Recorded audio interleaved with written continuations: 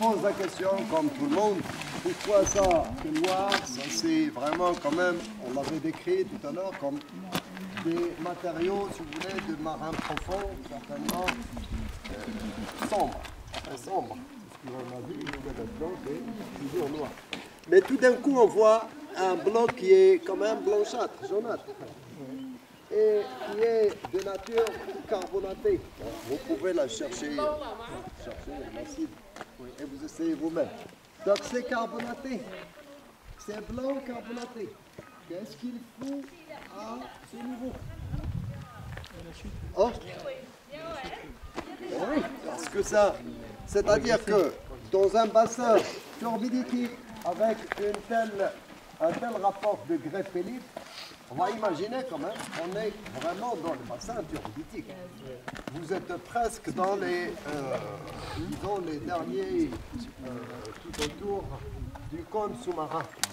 Et tout d'un coup, on trouve quelque chose de blanc, carbonaté, qui normalement n'a rien à voir avec le marin profond. C'est un matériel qui est un matériel de plateforme, pas de quelqu'un, c'est marin. Mais certainement, le marin, c'est subtidal, minimum, maximum, donc c'est plateforme. Donc ça n'a rien à voir avec le marin profond. Donc un matériel qui va venir de la plateforme et qui va se casser carrément la tête et les pieds aussi dans le marin profond. C'est-à-dire que c'est un glissement. C'est un glissement, c'est sédimentaire. Lorsque vous avez un tel bloc, une telle importance de bloc, là, on parle d'un non-histolite. Un non-histolite. Lorsque non-histolite, c'est ce que l'on a vu, holistolite. Holistolite. Donc c'est un non-histolite. Les non-histolites peuvent nous aider à, bien sûr, passer la bordure du bassin carbonifère. S'il vous plaît, chaque élément, n'importe quelle information, elle est importante parce que l'holistolite ici, c'est important. C'est déjà un matériel carbonaté, de plateforme, qui n'a rien à voir avec le bassin, et pourtant il se trouve dans le bassin avec une surface de cisaillement. Là. Il y a quand même une surface de cisaillement noir, regardez. Là, à tous ces niveaux, c'est un niveau de cisaillement qui a servi pour laisser glisser donc l'holistolite dans le bassin.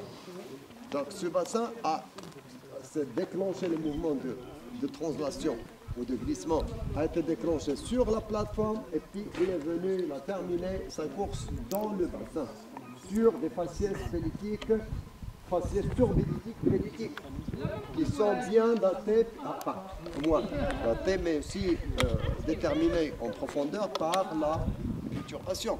Vous avez trouvé malédiction et d'autres. Donc on est bien dans le profond.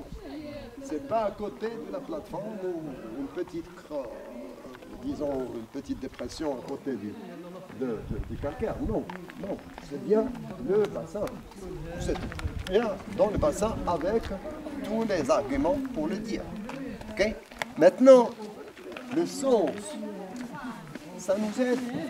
La présence de ce holistolite nous aide à voir quand même où va se fermer ce bassin turbidique marocain qui, je vous le rappelle, il va prendre du nord-est du Maroc, pratiquement l'Oujda, jusqu'à ici.